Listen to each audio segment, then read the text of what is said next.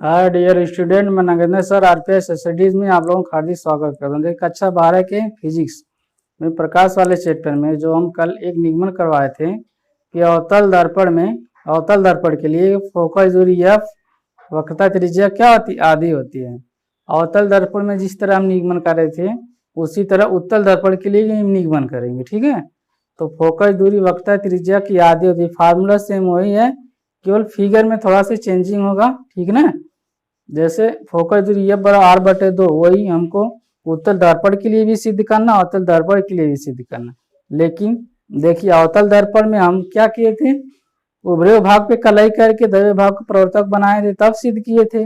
और इसकी फोकस दूरी अवतल दर्पण के क्या थी, सामने थी।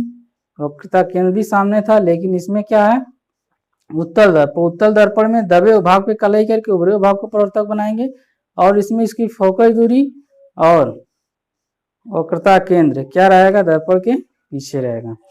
आइए देखिए हेडिंग बनाते हैं उत्तल दर्पण के लिए।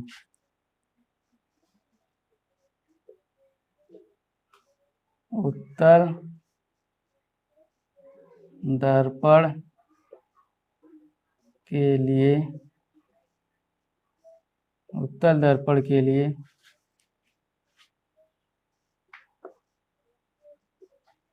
फोकस दूरी और वक्रता त्रिज्या, फोकस दूरी और वक्रता त्रिज्या में संबंध, फोकस दूरी वक्रता त्रिज्या में संबंध, या कह सकते हैं एफ बराबर आर बटे 2 का निगमन। ठीक है, देखिए इसमें हेडिंग वही है। ठीक है ना, केवल इसमें हम कौन सा दर्पण ले रहे हैं, उत्तल दर्पण। ठीक है, उत्तल दर्पण में फर्क होगा, उसके दबे विभाग पे कलाई करके उभरे विभाग को प्रवर्तक बनाते हैं। ठीक है, आइए इसका फिगर बनाते हैं। देखिए फिगर किसका बनाएंगे हम, उत्तल दर्पण के लिए। देखिए उत्तल दर्पण एक बनाते हैं। देखिए इसके दबे विभाग पे कलाई करेंगे। उत्तल दर्पण में क्या होता है, उसके दबे विभाग पे कलाई करके उभरे विभाग को प्रवर्तक बना देते हैं, तो वही हमारा कहलाता है उत्तल दर्पण। ठीक है, अब इसमें हम ले लेंगे M1 M2, एक उत्तल दर्पण। यह इसका क्या है, मुख्य अक्ष। यह ध्रुव P है, ध्रुव P मान लीजिए F है, यह C है। ठीक है, यह इसका है मुख्य अक्ष, मुख्य अक्ष। ठीक है, यह मुख्य अक्ष है। मान लीजिए कोई प्रकाश किरण यहाँ से आ रही है। ठीक है, ए से प्रकाश किरण आ रही है, आपतित किरण, इसको आने वाली किरण कहेंगे आपतित किरण, आपतित किरण। ठीक है, और देखिए बिंदु बी पे मान लीजिए टकरा रही है। यहाँ पे कहाँ पे टकरा रही है, बिंदु बी पे। टकराने के बाद कहाँ से जाती हुई प्रतीत आपको होगी, फोकस एफ से। ठीक है, और इसको हम आगे बढ़ा दिए इस तरह, तो यह हो गई हमारी परावर्तित किरण, परावर्तित किरण। ठीक ना, और देखिए यदि इसी बिंदु को हम वक्रता केंद्र सी से मिला देंगे, वक्रता केंद्र सी से मिला देंगे, तो ये हमारा अभिलंब का कार्य करेगा। क्या करेगा, जब हम दर्पण के प्रवर्तक पृष्ठ के किसी भी बिंदु को वक्रता केंद्र सी से मिला देंगे तो हमारा अभिलंब का कार्य करेगा। ये हमारा किसका कार्य करेगा, अभिलंब का, अभिलंब। ठीक है, अब देखिए आपतित किरण प्रवर्तित किरण के बीच अभिलंब है, तो आपतित किरण और अभिलंब के बीच आई और परावर्तित और अभिलंब बीच आर। प्रकाश के परावर्तन नियम के अनुसार आपतन कोण और परावर्तन कोण आपस में बराबर हो गए। देखिए ए बी, अब मान लीजिए ये आपका डी हो गया, यह ई हो गया, ठीक है, हमने नामकरण कर दीजिए। देखिए इसमें कैसे इसको लिखेंगे माना M1 M2 एक उत्तल दर्पण है जिसका ध्रुव फोकस F और वक्रता केंद्र C है, ठीक है। अब देखिए एक पॉइंट और इसमें नोट करेंगे, P और F की बीच की दूरी F, ठीक है, और P और C के बीच की दूरी R, ठीक है। कहने का मतलब दर्पण के ध्रुव P और F के बीच की दूरी F और P और C के बीच की दूरी R, ठीक है।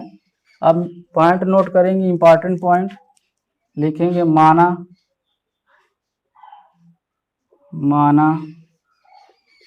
M1 M2 एक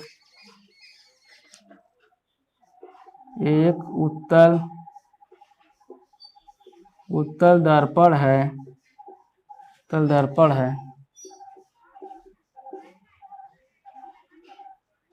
जिसका उत्तल दर्पण है जिसका फोकस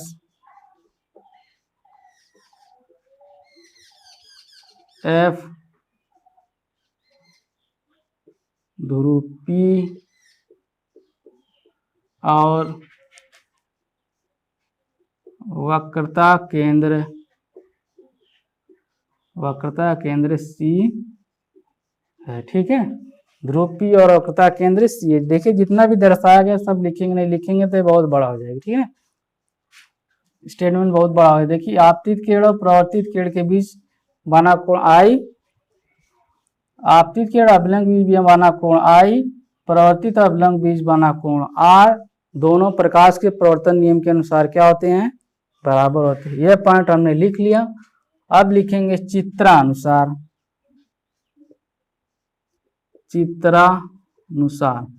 चित्रानुसार का मतलब चित्र के अनुसार, चित्र में जो जो दर्शाया गया है। चित्रानुसार प्रकाश के प्रवर्तन नियम के अनुसार, प्रकाश के परावर्तन नियम के अनुसार आपतित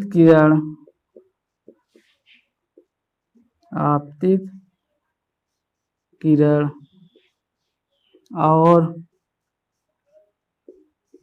परावर्तित किरण के बीच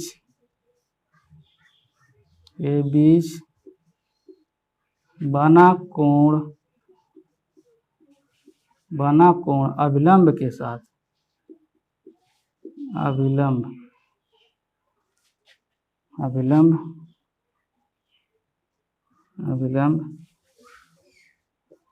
के साथ आपस में बराबर होता है। कहने मतलब प्रकाश के प्रवर्तन नियम के अनुसार जो कोण बनेगा अभिलंब के ही साथ बनेगा, ठीक ना। ये हमारा ये अभिलंब का कार्य करेगा। देखिए चटक कर दे, ये किसका कार्य करेगा, अभिलंब का, ठीक है। तो अभिलंब के साथ जो कोण बनेगा, आपतन कोण और प्रवर्तन कोण दोनों आपस में बराबर होंगे, तो अतः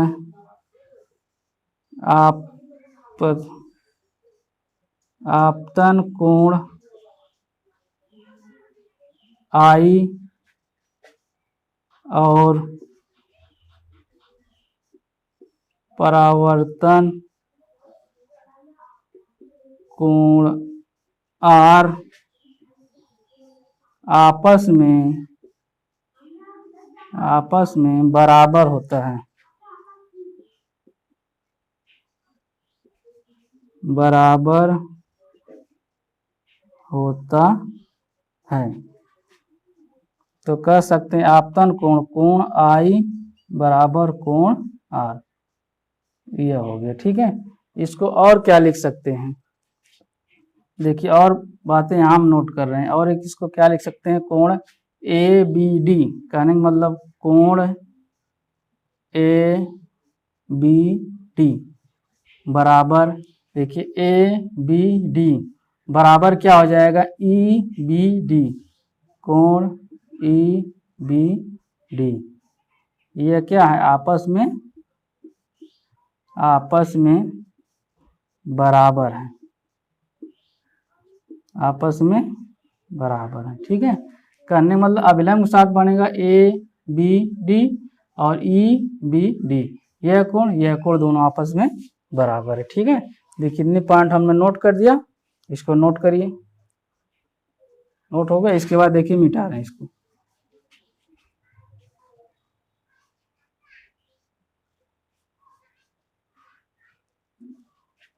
मिटा दिए, इसको मिटा दे रहे हैं।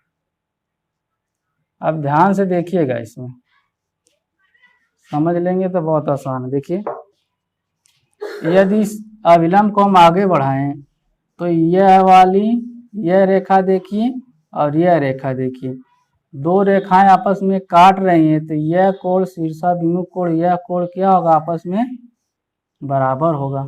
ठीक है, यह कोण बराबर हो गया।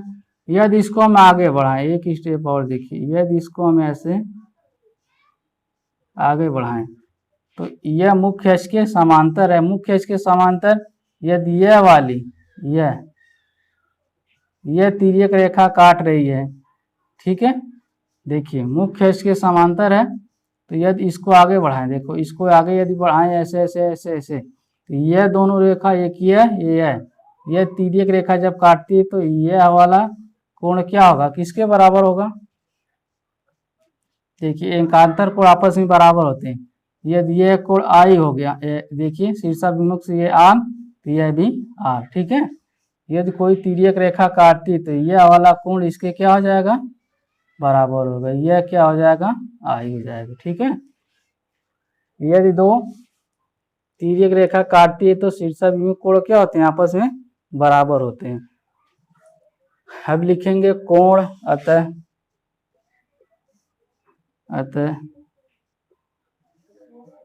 चित्र में दो रेखा एक दूसरे को तिर्यक काटती है तो शीर्षाभिमुख कोण आपस में बराबर होता है, बराबर होता है। अतः कह सकते हैं कोण ई बी डी, कोण ई बी डी बराबर, कोण ई बी डी बराबर हो जाएगा कोण एफ बी सी, यह क्या हो गया, बराबर हो गया। कहने का मतलब यह वाला कोण इसके क्या हो गया, बराबर हो गया। और एक स्टेप और लिखिए, जब दो समांतर रेखा को कोई तिर्यक रेखा काटती है तो एकांतर कोण आपस में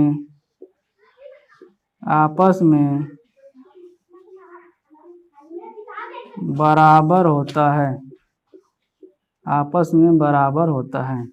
अतः कहने का मतलब तब यह वाला कोण इसके बराबर हो जाएगा। देखिए यह वाली और यह वाली, कहने का मतलब यह रेखा और यह दोनों समांतर है, इसको यदि तिर्यक रेखा काट रहे तो ये वाला कोण इसके बराबर होगा।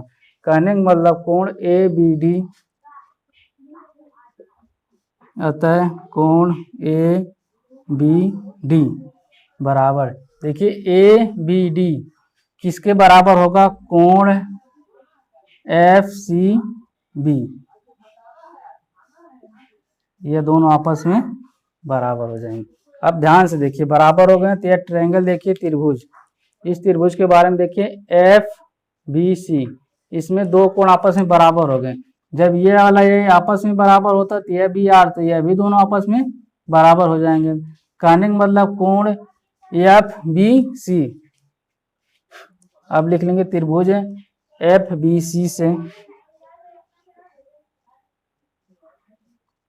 त्रिभुज एफ बी सी से, एफ बी सी से कोण एफ बी सी बराबर कोण एफ सी बी, यह भी आपस में बराबर होंगे। अब देखिए जब दो कोण बराबर हो गए तो कोण के सामने की भुजा भी बराबर होगी, इसके सामने की यह भुजा, इसके सामने की यह भुजा, ठीक है, कोण बराबर हो गए, लिखेंगे अतः कोण बराबर हैं, इसलिए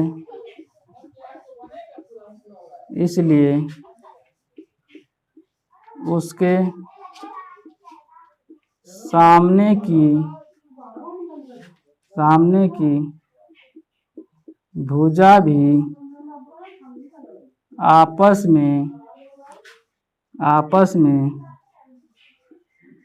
बराबर होगी, इसलिए भुजा भी आपस में क्या होंगी, बराबर होगी, ठीक है, भुजा भी आपस में बराबर होगी, ठीक है। इतना पॉइंट नोट करिए, नोट कर लिए। अब देखिए इसको मिटाते हैं,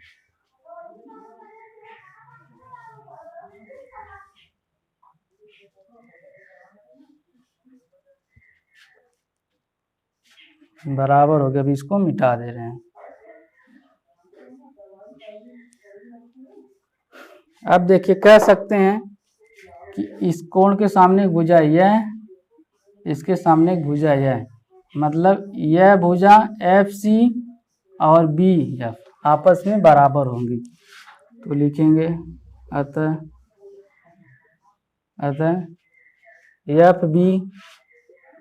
एफ बी बराबर किसके हो जाएगा, एफ सी के, एफ बी एफ सी के बराबर हो जाएगा, ठीक है।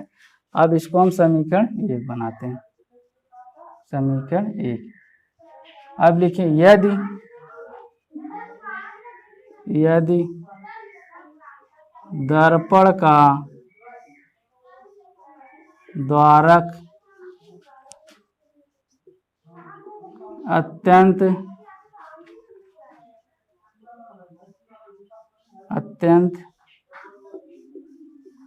छोटा हो तो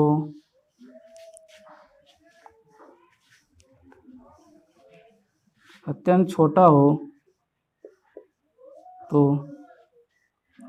छोटा, यह दर्पण का द्वारक अत्यंत छोटा हो, दर्पण का द्वारक जब अत्यंत छोटा हो तब क्या होगा, देखिए ध्यान से देखिए, जब दर्पण ये छोटा हो, कहने का मतलब इस दर्पण को दाबते ऐसे करेंगे, छोटा कर देंगे तो बिंदु बी पी के नजदीक है, कहने का मतलब एफ बी पी एफ के बराबर हो जाएगा, छोटा हो तब F B comma P F के बराबर हो जाएगा, अर्थात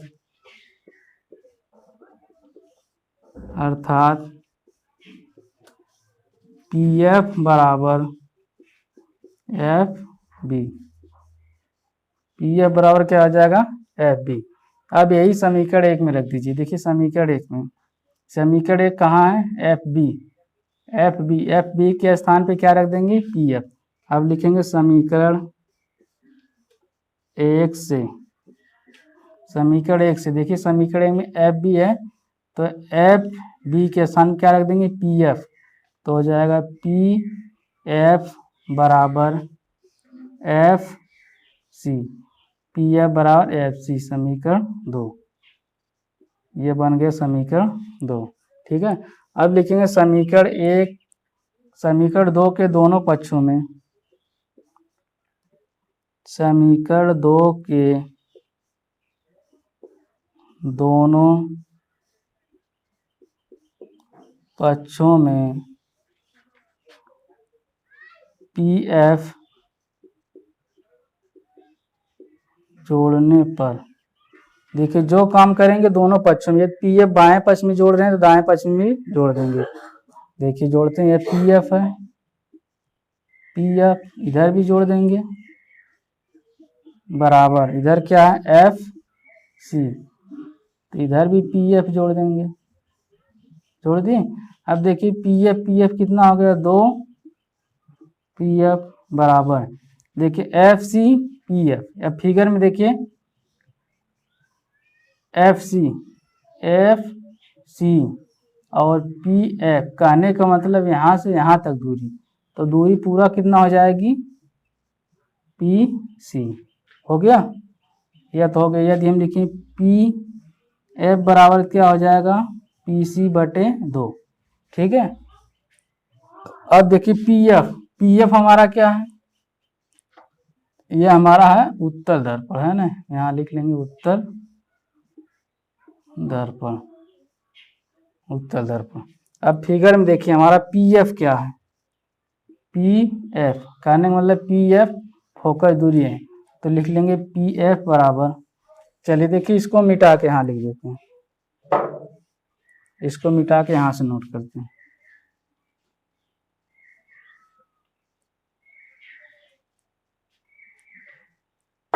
देखिए फिगर से, चित्र से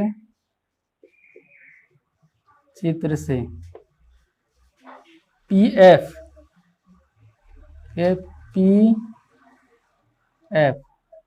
पी एफ बराबर क्या हो जाएगा एफ और पी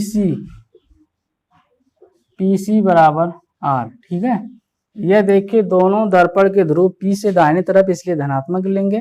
अब यह पी एफ और पी सी का मान, पी एफ और पी सी का मान इसमें रख दीजिए। मान लीजिए हमारा समीकरण 3 है, अब समीकरण 3 में पी एफ और पी सी का मान रखिए। समीकरण 3 में पी एफ और पी सी का मान रखने पर, मान रखिए देखिए पी एफ के स्थान पे क्या रखेंगे, पी एफ के स्थान पे एफ बराबर, पी सी के स्थान पे क्या रखेंगे आर बटे 2। कहने का मतलब एफ क्या हमारी फोकस दूरी, यही हमारा फार्मूला, एफ क्या है फोकस दूरी, इसको हिंदी में लिख लेंगे फोकस दूरी बराबर आर क्या वक्रता त्रिज्या, वक्रता त्रिज्या बटे 2। यह हमारा क्या हो गया वक्रता त्रिज्या और फोकस दूरी में संबंध। फोकस दूरी बराबर क्या हो गया वक्रता त्रिज्या बटे 2, यही संबंध है। ठीक है, यदि हमको वक्रता त्रिज्या निकालना हो तो वक्रता त्रिज्या बराबर क्या हो जाएगा, वक्रता त्रिज्या बराबर हो जाएगा 2 गुणे फोकस दूरी, 2 गुणे फोकस दूरी, यह भी फार्मूला है। ठीक है, ये दोनों फार्मूला है। अब इसको भी हम लिख सकते हैं, आर बराबर क्या 2f, यह भी फार्मूला है। ठीक है, आर क्या वक्रता त्रिज्या, एफ क्या है फोकस दूरी। तो फोकस दूरी और वक्रता त्रिज्या में ही हमारा क्या हो गया संबंध हो गया। ठीक है, अब इसको मिटा के एक लाइन और लिख देते हैं, इसको मिटा दे रहे हैं। अब लिख देंगे यही फोकस दूरी और वक्रता त्रिज्या में संबंध है। ठीक है, ये देखिए हमारा सिद्ध हो गया कि फोकस दूरी वक्रता त्रिज्या में संबंध क्या होता है, इसका कैसे निगमन करेंगे, कैसे इसको प्राप्त करेंगे। ठीक है, अब देखिए कल तो हो गया था अवतल दर्पण के लिए, आज किसके लिए हो गया उत्तल दर्पण के लिए। फोकस दूरी वक्रता त्रिज्या के आदि हो गए, इसका निगमन हो गया। ठीक है ना, अब अगले लेक्चर में हम इसके बारे में कुछ क्वेश्चन के बारे में डिस्कस करेंगे। ठीक है ना, और इस वीडियो को देखिए ध्यानपूर्वक देखिएगा, हर स्टेप को बहुत ध्यानपूर्वक बताया गया, हर समझाते हुए। ठीक है ना, ध्यानपूर्वक देखेंगे तो हर कॉन्सेप्ट इसमें क्लियर हो जाएगा। ठीक है, अब अगले वीडियो मिलेंगे इसके न्यूमेरिकल के साथ, तब तक के लिए धन्यवाद।